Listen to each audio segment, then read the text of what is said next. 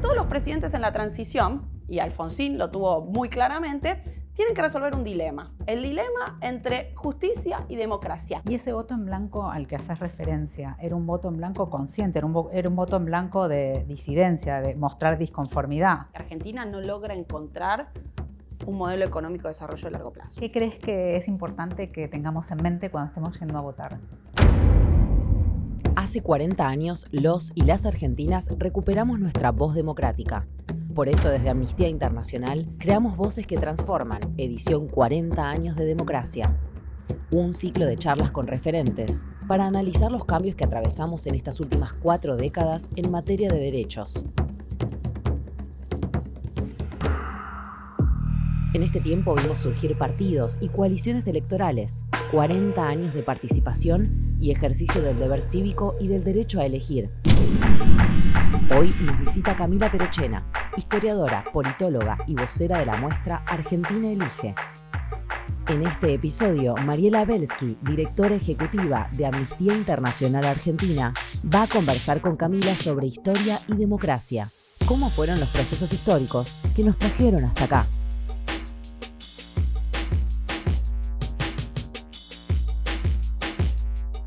Bueno, Camila, hola. Un placer enorme tenerte acá mío, y conversar con vos. Gracias por la invitación. Y la primera pregunta que tengo es, si nos remontamos al año 83, ¿qué pasaba en el país? Así como una descripción de qué pasaba en ese momento y cuál era el clima que había en ese momento y qué dirías que estaba en juego. Bueno, en principio en el país se estaba iniciando la primavera democrática. Se estaba iniciando una transición que era una transición muy distinta a las otras transiciones de América Latina. Era una transición por colapso. Veníamos de 6 años de una tremenda dictadura militar, pero con fuerzas armadas que en el 82 habían sido derrotadas en una guerra. O sea, fuerzas armadas que habían violado derechos humanos, y ya se sabía mundialmente eso, habían fracasado económicamente, porque no habían logrado controlar la inflación, no habían logrado sus objetivos económicos, y habían sido derrotados en su propio área, que era la de la guerra. Bien, habían sido derrotados en Malvinas. Entonces estas Fuerzas Armadas estaban en el 83 sin posibilidades de imponer condiciones de transición ni de imponer los tiempos de la transición, ¿no? Entonces eso hizo que nuestra transición sea una transición donde la sociedad civil y los partidos políticos cobraron una importancia central, ¿no? Cobraron en la movilización de la sociedad civil, los organismos de derechos humanos, el rock and roll, digo, no solo el plano cultural, teatro abierto, ¿no? Entonces tenías una sociedad civil que ya se había despertado hacía un tiempo, ¿no? Ya esto venía de hacía un tiempo, pero que después de la guerra de Malvinas, después de la derrota de Malvinas, es como una especie de avalancha, ¿no? Que está pasando. Y partidos que se están reorganizando después de la dictadura, que están llamando a la afiliación, porque iba a haber elecciones en octubre. Entonces, están llamando a afiliar, a la participación política, para que la gente vuelva a participar políticamente, vuelva a votar. Entonces, ahí las elecciones cobraban un lugar muy relevante, no solo en términos procedimentales de la democracia, en términos simbólicos cobraban un lugar central, ¿no? En estas Fuerzas Armadas derrotadas y esta sociedad civil que podía volver a votar, ¿no? Entonces, ese es el clima del inicio de la primavera democrática, ¿no? Y del fin de la dictadura. Y en ese nuevo periodo democrático, ¿cómo fue ese paso de la vida pública y política en dictadura a la vida democrática en este país, ¿no? Y sobre todo a nivel más institucional y social, ¿y qué significaba para Argentina recuperar la democracia? Bueno, era todo un desafío. Sí. Pensándolo más en un contexto regional por ahí, ¿no? Bien, perfecto. Porque en la región todavía, en la comparación, en la sí, región todavía totalmente. las dictaduras estaban. A ver, era todo un desafío porque en todo contexto de transición de una dictadura a una democracia, vos tenés dos como cosas que están en juego. Por un lado, la consolidación de la democracia y por otro lado, la justicia. Y son dos cosas que a veces es difícil que vayan juntas o que vayan de la mano. En un contexto de transición, quiero decir. ¿En qué sentido es muy difícil que vayan de la mano? Cuando vos estás en una transición de una dictadura a una democracia, vos tenés fuerzas armadas, en nuestro caso, que habían violado derechos humanos, pero que seguían siendo las fuerzas armadas con las que tenía que convivir el presidente entrante, ¿no? Alfonsín. Entonces, Alfonsín tenía que al mismo tiempo barajar dos cosas, ¿no? Sostener la democracia que estaba volviendo, y al mismo tiempo lo que él quería, que fue lo que presentó durante su campaña, uno de los motivos por los cuales fue votado, que era lograr la justicia, revisar el pasado, lograr juzgar a quienes habían violado derechos humanos. Obviamente eso implicaba un desafío y era un riesgo. ¿Por qué era un riesgo? Porque si vos llevas a juicio a quienes todavía tienen el monopolio de la violencia, a quienes todavía tienen las armas, esas personas, esos militares, se te pueden levantar y pueden derrocar la democracia. Entonces, todos los presidentes en la transición, y Alfonsín lo tuvo muy claramente, tienen que resolver un dilema. El dilema entre justicia y democracia. ¿Qué priorizar? Y Alfonsín, ¿qué dijo? Voy con los dos, ¿no? Digo, la decisión política de Alfonsín y lo que hace tan excepcional a nuestra transición es que Alfonsín dijo, y acá está atrás, ¿no?, la figura de Nino, de Malamud Gotti, que dijo, hay que conciliar las dos cosas, no hay democracia sin justicia, e impulsa los juicios a los militares. Entonces, eso es el principal desafío institucional, ¿no? Porque estás reconstruyendo la democracia en un contexto de fragilidad económica tremenda, porque Alfonsín hereda un país estallado económicamente, y en ese contexto tiene que estar pensando o se propone el desafío de consolidar justicia y democracia. Bueno, eso implicó muchísimas complicaciones, pero también, vos me preguntabas por las dictaduras de la región, dio una imagen muy fuerte para las dictaduras que todavía estaban en el territorio. Digo, para Pinochet seguramente, ver cómo se juzgaban acá en el 85 a los miembros de la Junta, cómo se tenían que parar frente a tribunales civiles, cómo terminan presos, bueno, es una imagen muy fuerte, ¿no? Es como un contraespejo muy llamativo, sobre todo porque además las transiciones de la región fueron muy distintas a la transición argentina. Yo decía, la transición argentina es una transición por colapso. Las Fuerzas Armadas pierden la guerra de Malvinas, no pueden imponer condiciones. En Brasil y en Chile, las Fuerzas Armadas y en Uruguay imponen condiciones a la transición, imponen los tiempos, siguen teniendo poder. Acá se les fue quitando, bueno, por supuesto, después tenemos el 87, ¿no?, donde se vio que con los levantamientos cara pintada, cómo vuelve, ¿no? Pero, digo, se lo juzgó, y eso creo que es uno de los grandes hitos, sin duda, de estos 40 años de democracia. Y creo que fue el mayor desafío que Alfonsín sobrellevó muy bien, y digo, para las dificultades que tuvo contratiempos, sí, por supuesto, tuvo los levantamientos cara pintadas, pero ya simbólicamente y en los hechos, el 85 y los juicios, bueno, es el mayor desafío de la democracia de ese momento. ¿Cómo describirías la forma en que Argentina vive el acto eleccionario? ¿Cómo dirías que transitamos esos procesos? Bueno, en estos últimos años, ¿no? Hay algo interesante que para pensar más en largo plazo, porque generalmente decimos, bueno, 40 años de democracia, ¿no? Está muy... y la realidad es que Argentina vota desde hace muchísimo tiempo. Nosotros, desde la propia revolución, desde inicios del siglo XIX, nosotros en Buenos Aires, la provincia de Buenos Aires tiene sufragio universal masculino desde 1821. Eso es muy temprano en comparación con el resto del mundo. Francia lo va a tener en 1792, pero lo saca y lo repone en 1848 el sufragio universal, ¿no? Bueno, y hablar Inglaterra, 1914. Nosotros tenemos sufragio universal masculino en Buenos Aires desde 1821 y en el país desde 1857. Esto es algo, la gente votaba y podía votar, a diferencia de Estados Unidos, no importa el color, no importaba los ingresos, no importaba si eras indígena, si eras ex esclavo, podías votar, ¿bien? En el siglo XIX. Y eso es algo muy importante para destacar. Se suele creer que en el siglo XIX votaban los más ricos o que las elecciones no tenían sentido. No. Las elecciones eran muy importantes. La gente... y esto lo ha marcado mucho Hilda Sábato, la gente pensaba en la República y una forma de participar en la República central era mediante las elecciones. Después me puedes preguntar, bueno, pero ¿cuánta gente de toda esa que podía votar iba a votar? No eran tantos, era un 25% más o menos, porque el voto no era obligatorio. Ahora, cuando en 1912 y después en el 16 a nivel nacional se lleva a la práctica, se establece la ley Sáenz-Peña con un voto secreto y obligatorio y universal, que ya era,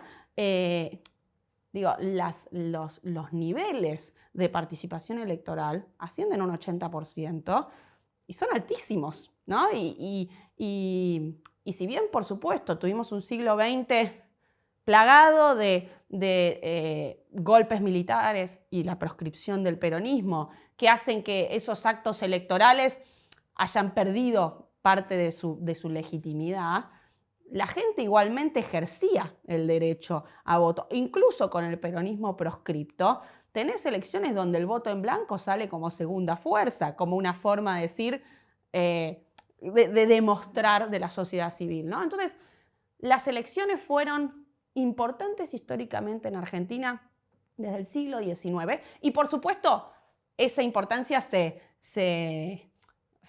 reverdece, no sé, renace, ¿no? A partir del 83 y en las siguientes elecciones siempre fue muy importante, con momentos de crisis de representación, por supuesto, ¿no? Pero sigue siendo un acto cívico muy respetado, ¿no? Bueno, con las dificultades que podemos encontrar en la actualidad, pero siempre ha sido en estos 40 años, no más en el largo plazo, bueno, un acto multitudinario, si bien es obligatorio en Argentina. Y ese voto en blanco al que haces referencia, ¿era un voto en blanco consciente? ¿Era un voto en blanco de disidencia, de mostrar disconformidad? Bueno, sí, claro. Digo, pienso, yo recién estaba pensando en las elecciones de la Asamblea Constituyente del 57, ¿no? Apenas las primeras elecciones que se hacen con Perón en el exilio. Perón llama a votar en blanco. Y el peronismo vota en blanco. Y es ahí cuando Frondizi se da cuenta y dice: yo necesito ese voto en blanco. Yo necesito que esos que votaron en blanco me voten a mí. Y eso le permite a Frondizi ganar las elecciones del 58 porque hace un pacto con Perón. Y ahí Perón, entonces ahí había mucha gente que fue a votar en blanco muy consciente de que votar en blanco era votar en contra de la proscripción del peronismo, ¿no? Bueno, ahora en un rato hablamos de las similitudes actuales. Perfecto. Y hablando de similitudes, ¿ves puntos de similitud y diferencia entre hoy y el 2001? A ver, en términos electorales, si me restrinjo a la cuestión electoral, hay puntos de similitud y hay puntos de similitud relacionados con el descontento o el castigo a los partidos políticos tradicionales, ¿no? Eso es una similitud clara. En el 2001 hubo un castigo obviamente al PJ y a la UCR, pero un castigo que fue mucho más fuerte para la UCR que para el PJ. Es decir, en el 2001... entre el 99 y el 2001, la Unión Cívica Radical pierde más o menos el 60% de los votos y el Partido Justicialista el 25% de los votos.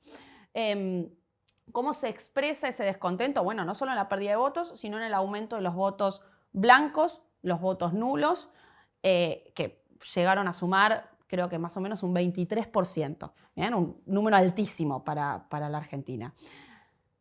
Hoy, ¿cuáles serían las similitudes y diferencias? Bueno, la similitud es el voto castigo a los partidos tradicionales. Hoy hubo un voto castigo al peronismo y un voto castigo a Juntos por el Cambio, ¿no? Ahora, ¿cómo se diferencias? La primera diferencia, yo diría, es a quién afecta más ese voto. ¿Quién perdió más votos? ¿A quién están castigando más? Yo dije entre el 99 y el 2001 castigaron más al UCR, el partido que estaba en el gobierno. Ahora castigaron más al peronismo. El peronismo perdió casi el 50% de los votos entre las últimas elecciones, entre las PASO y las actuales. Bien, entonces, las PASO y las actuales, no, perdón, las del 2019 y las actuales PASO. Entonces, el más castigado es el peronismo en términos de pérdida de votos.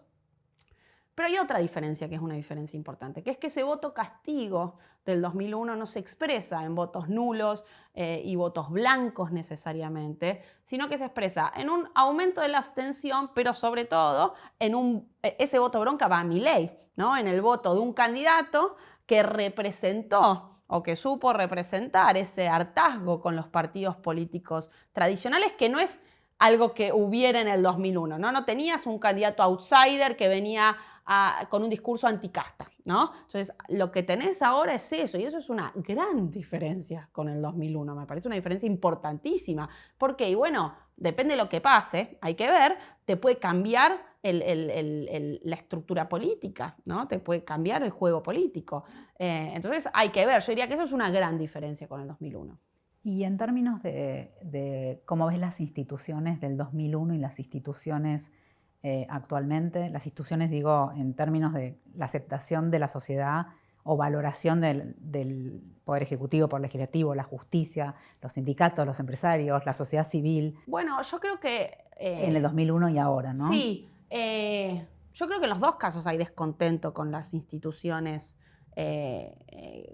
con diversas instituciones, y creo que en los dos casos hay una raíz común a ese descontento, que es que Argentina no logra encontrar un modelo económico de desarrollo de largo plazo, ¿no? Entonces hay un descontento, hay una raíz común a ese descontento, y es que Argentina vive ciclos de stop and go, de lo que Gerchunov y Liach han llamado de ilusión y desencanto de la economía, ¿no? Permanentes ciclos económicos, pero desde el 75, por lo menos, lo que no encuentra es un modelo de desarrollo a largo plazo. Uno podría decir, entre el 80 y los años 30, entre 1880 y 1930, el gran modelo de desarrollo a largo plazo fue el modelo agroexportador, lo que permitía a la Argentina crecer. Entre 1930 y el 75, la industria sustitutiva de importaciones, ¿no? El proceso de industrialización. Después del 75, ya no hubo un modelo de desarrollo a largo plazo alternativo que haya permitido salir de estas crisis cíclicas permanentes. Y lo que hay es una decadencia larga, aumento de la pobreza, que ha cambiado, ha variado con el tiempo, pero donde si uno ve la tendencia, es una tendencia a la baja. Entonces, yo creo que en ambos casos ese descontento con las instituciones está muy relacionado con la dificultad del Estado y de las instituciones de dar respuesta a la crisis económica y especialmente a la cuestión del desarrollo en Argentina. ¿Y crees que las redes sociales y las nuevas comunicaciones inciden en esto? ¿Tienen una incidencia en esto? No sé si en el modelo de desarrollo no necesariamente. No, el modelo de... Sí, en el descontento. En el descontento. Y diría en un problema que también yo veo en la Argentina, que por supuesto ahora con las elecciones uno puede ver ciertos cambios, pero digo, sí en un problema que tiene por lo menos desde el 2008 la Argentina, que es en la polarización dentro de la política y por ende dentro de la sociedad, ¿no? Una polarización que se permea a la sociedad. Una polarización donde los partidos políticos o los diferentes sectores políticos, kirchneristas y no kirchneristas, o peronistas y no peronistas, se piensan como irreconciliables, como excluyentes, donde el otro es pensado como un enemigo y no como un adversario político. Esas dificultades para encontrar espacios de diálogo, de deliberación, de negociación, de moderación, creo que en parte en la sociedad se ven profundizadas por las redes sociales. ¿Por qué? Bueno, porque las redes sociales te llevan a leer a las personas con las que vos estás de acuerdo, a convencerte, no soy un especialista en esto, ¿no? Simplemente a convencerte más de lo que lees y a darte manija en esa cámara de eco que se produce dentro de las redes, ¿no? Entonces, me parece que un poco potencia esas dificultades que trae la polarización y que tiene la polarización en Argentina en las últimas. ¿No te da la sensación que cambió la forma de hacer política? Estoy de acuerdo, estoy totalmente de acuerdo porque, digo, si uno ve la elección, pareciera ser que las estructuras partidarias no tuvieron casi peso, ¿no? En la última elección. Digo, sale primero un candidato con una estructura partidaria débil, nueva, y donde la mitad de los candidatos que iban en las listas no eran propios. Y entonces eso ya te hace llamar la atención, ¿no? No ganó el aparato, el territorio. Entonces, por supuesto, hay un cambio que creo que es un cambio que también se viene viendo, si uno lo mira más de largo plazo. En algún momento la escuché a Ana María Mustapica hablar de esto. Es un cambio sobre lo que los partidos políticos logran representar, ¿no? Y las dificultades de los partidos políticos para representar las demandas de la sociedad civil. Y entonces creo que en el largo plazo uno puede ir rastreando eso, por lo menos desde el 83 para acá, y en el corto plazo se hace evidente, ¿no? Con esa elección donde un candidato sin aparato sale primero, ¿no? Y hoy se habla mucho, bueno, del rol de los jóvenes en la participación política. Sí. ¿Cuál dirías que ha sido el rol histórico, ¿no?, de los jóvenes y cómo crees que viven hoy la política los jóvenes? Bueno, a ver, los jóvenes, como juventud, como actor político, empieza a pensarse así en el mundo entero hacia la década de 1960, ¿no? Por supuesto que antes los jóvenes hacían política, no es que digo que no, sino que la juventud empieza a pensarse como un actor político generacional diferente, ¿no? Y con un rol central en la política. Entonces, la entrada en el mundo de esa juventud van a ser los 68, podríamos decir simbólicamente, ¿no? El Mayo francés, Tlatelolco en México, ¿no? Como las movilizaciones contra la guerra de Vietnam en Estados Unidos. Y acá simbólicamente es el Cordobazo, ¿no? El 69. Entonces ahí tenemos una entrada como de la juventud que irrumpe, ¿no?, en la escena nacional. Y ahí, digo, ahí hay algunas consignas, digo, que están muy presentes y que van a, digo, la idea de revolución, la idea de liberación, que van a ser centrales en la movilización de esa juventud política, que en algunos casos va a elegir la opción armada y en algunos casos no, pero, digo, donde igualmente la idea de revolución lo va a abarcar todo, ¿no? En este contexto del boom latinoamericano. Entonces yo diría que ahí tenés algo central, pero después la juventud siguió teniendo roles importantes en la política con diferentes demandas o con diferentes visiones. No sé, pienso en la coordinadora en la época de Alfonsín, ¿no? Corriendo por izquierda Alfonsín. Y uno también podría pensar en la Cámpora, ¿no? ¿Y cuál sería hoy el rol de los jóvenes? Bueno, siempre es difícil hablar de los jóvenes como si fuera una especie de bloque, ¿no? Sí. Que piensan todos lo mismo. Todos lo mismo, pero sí hay que entender que la gente que hoy es joven, no sé, alguien de 20 años,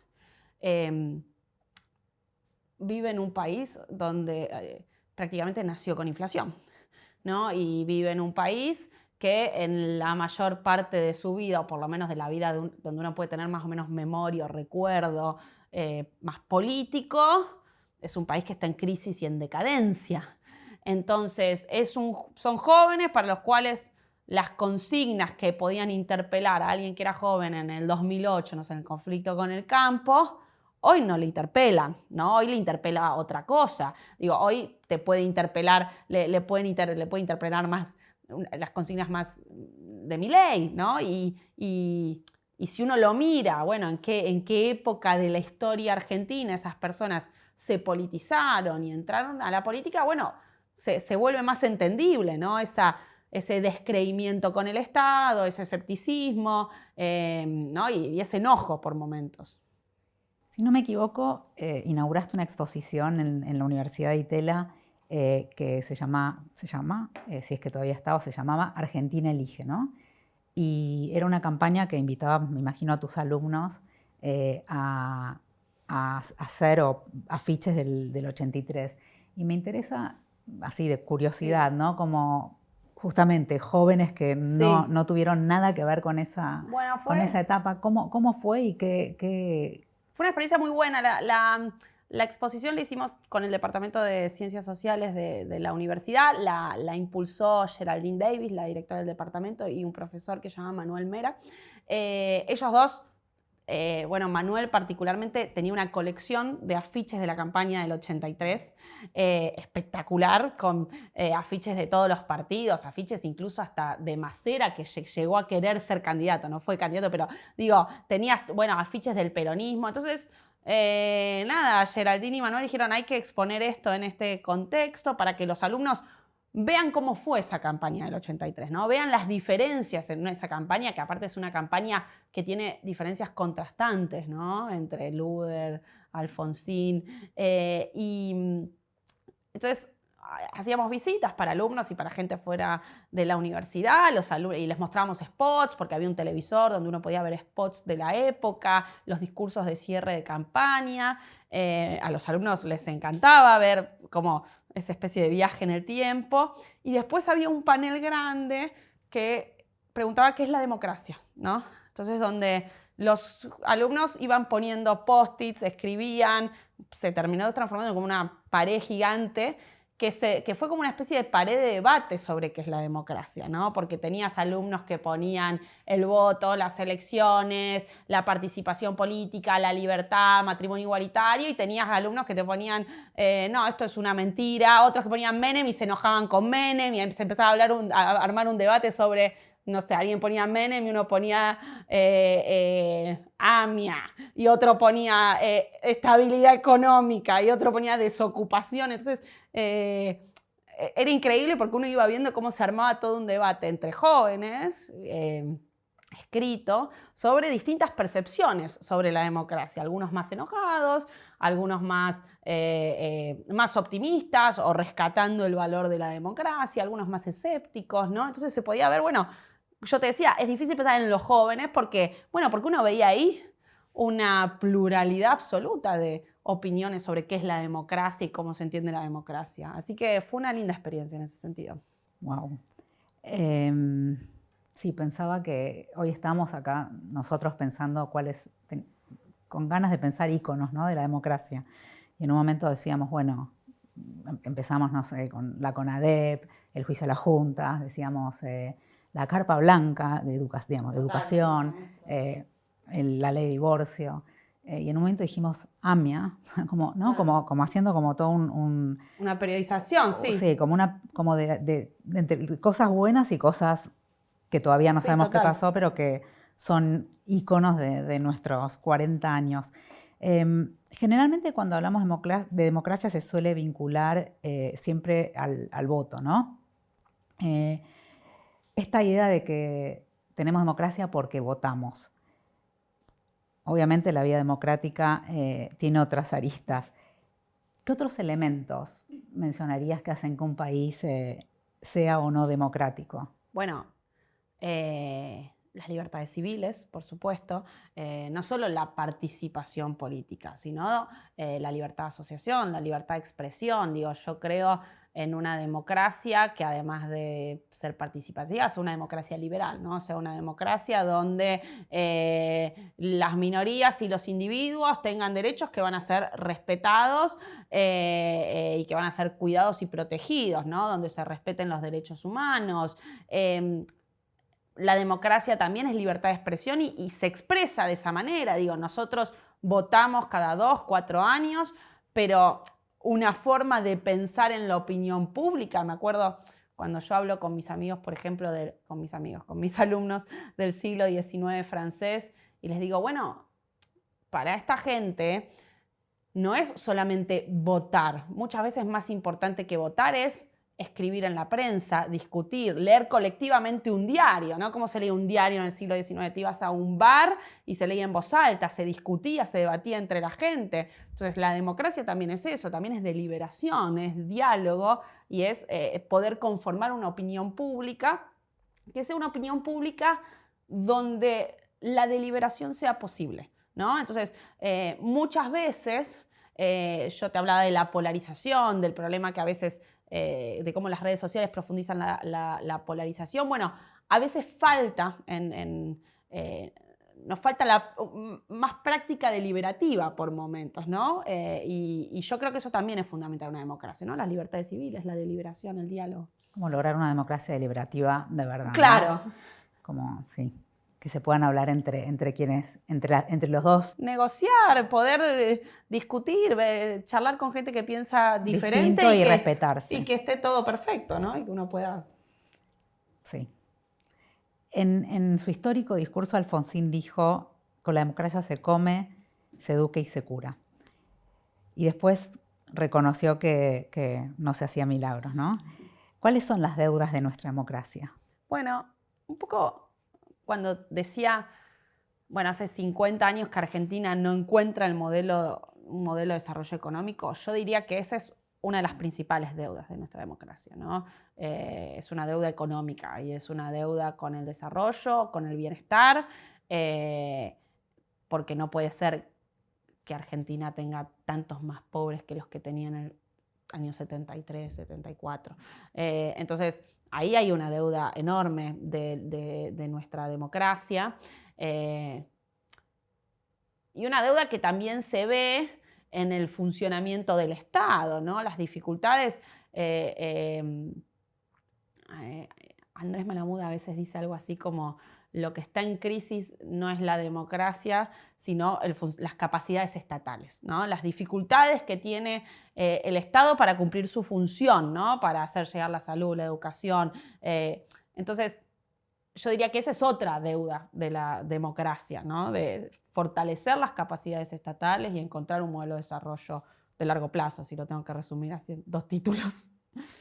Y en contrapartida, si tuvieras que mencionar 3 avances históricos en términos sociales de estos 40 años. Bueno, yo creo que por un lado es la subordinación de las Fuerzas Armadas, ¿no? Que es producto no solo de Alfonsín, del juicio a las juntas, es producto también en parte de Menem reprimiendo a las Fuerzas Armadas, de Menem sacándole presupuesto a las Fuerzas Armadas y eliminando el servicio militar obligatorio. Es producto también de Kirchner reabriendo los juicios y la continuidad que tienen esos juicios todavía al día de hoy. Entonces, yo diría que ahí tenemos como un punto central, el avance en los derechos civiles, ¿no? Y el avance en los derechos de las mujeres, ¿no? Para mí, digo, los derechos civiles, digo, el matrimonio igualitario, el divorcio, digo, la inclusión de los derechos humanos en la reforma del 94 y los derechos de las mujeres, ¿no? Sobre todo en los últimos años. Te quiero hacer una pregunta que se va a repetir a lo largo de todo este ciclo, entre todas las invitadas e invitados que vamos a tener. Hay voces que han transformado nuestra realidad colectiva y subjetiva para siempre. ¿Cuál dirías vos que es la voz que te transformó a vos? Esa pregunta es difícil. A ver, no hay una voz que me transformó, sino que creo que hay voces que me fueron transformando según las épocas. Creo que, por supuesto, la voz que más me transformó es la de mis padres, en su pluralidad. 2 padres que son profesionalmente muy distintos, historiadora, médico, uno peronista y otra más liberal de izquierda, no peronista. Y entonces esa es la voz principal que me moldeó. Y después son voces con las que uno se va encontrando, lecturas que va haciendo, no sé, lecturas de la juventud, después historiadores que te abren la cabeza, no sé, pienso cuando leía François Furet, a Monosuf, a un montón de historiadores que era como Marc Bloch, ¿viste? Que te explota la cabeza y te hacen pensar y te hacen repensar la propia profesión. Y después los maestros con los que uno se va cruzando, no sé, pienso en mi director de tesis, Darío Roldán, digo, con quien di clases, que fue una gran influencia para mí dando clases. Entonces, no sé, yo soy producto de un montón de voces que se fueron cruzando, que fui buscando y que me formaron, ¿no? ¿Y cómo fue que llegaste a la tele, por ejemplo, a hablar en televisión? Bueno, eso fue medio de casualidad. Fue porque yo había empezado a hacer un podcast para La Nación con Santiago Rodríguez Rey sobre presidentes argentinos. Fue un podcast que hicimos para las elecciones del 2019, hace 4 años. Y a Carlos Pañi le había gustado mucho el podcast, lo habíamos entrevistado para el primer episodio y se había enganchado con el tema, con la idea, porque él también es historiador y me invitó por primera vez a su programa a hacer una entrevista para presentar el podcast. Y después de eso fui varias veces a su programa y después empecé a ir a otros programas y después quedé como columnista de él. Bueno, en Amnistía te elegimos a vos para hablar de elecciones y democracia. ¿Vos a quién elegirías si tuvieras que elegir a alguien?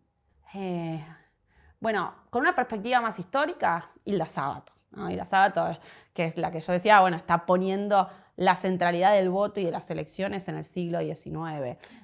Con una perspectiva más politológica, Ana María Mustapik, por ejemplo, ¿no? Para hablar de las elecciones en los últimos 40 años, me parece que sería una muy buena opción.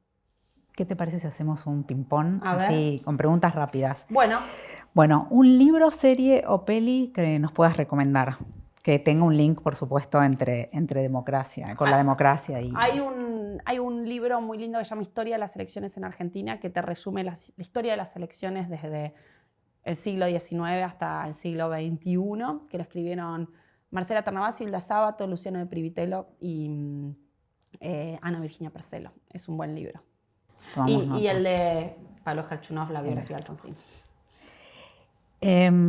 ¿Tenés algún prócer argentino, argentina, que sea tu favorita? No sé si tengo un prócer favorito, ¿sí? Yo me acuerdo que una pregunta que hacíamos en la banda presidencial, en el podcast es, ¿cómo haces tu Monte Rushmore, ¿no? ¿A qué 4 presidentes pones? ¿No? Sí, de la Argentina. Y yo siempre ponía, primero o a Urquiza o a Mitre, los dos que dan el paso para construir el Estado Nacional, ¿no? Como los que empiezan a rearmar. A Roca como quien consolida ese Estado Nacional, a Perón por la ampliación de los derechos sociales y a Alfonsín, ¿no? Entonces yo diría, ese es mi Monte Rushmore. No sé si son mis próceres preferidos, en el sentido de que no compro el combo completo de cada uno de ellos. Ahora, sí me parece que son personajes centrales para entender a la historia argentina y para entender dónde estamos hoy. Si pudieras volver a elegir, ¿elegirías hacer algo diferente en tu vida? Bueno, yo hasta los 17 era bailarina del Colón, así que a veces pienso, ¿qué hubiese hecho si no hubiese dejado de bailar y me hubiese puesto a estudiar historia? Capaz hoy seguiría siendo bailarina. Y no me disgustaría, supongo. ¿Y en qué año fue tu primera elección? 2007. 2007, sí. 2007. Ahí. Bueno, pasamos al segmento final de este episodio de Voces que Transforman, edición 40 años de democracia. Tenemos un objeto que en este caso es una urna con un voto que representa este episodio. Y quería preguntarte, ¿qué dirías que está en juego en estas elecciones? Bueno, yo creo que Argentina tiene una ventana de oportunidad para encontrarle la vuelta a parte de esas deudas de la democracia.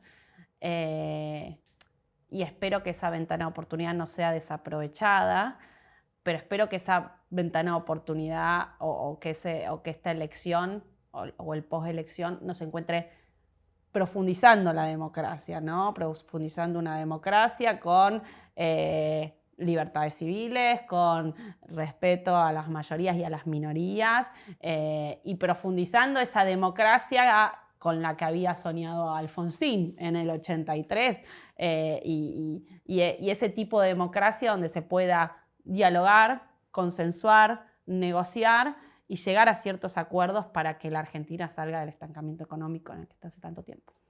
Bueno, te agradezco un montón. Fue una hermosa charla. Muchas gracias a vos, María. La verdad es que la disfruté un montón. Yo también, no, bárbaro, estuvo re entretenido, así que gracias.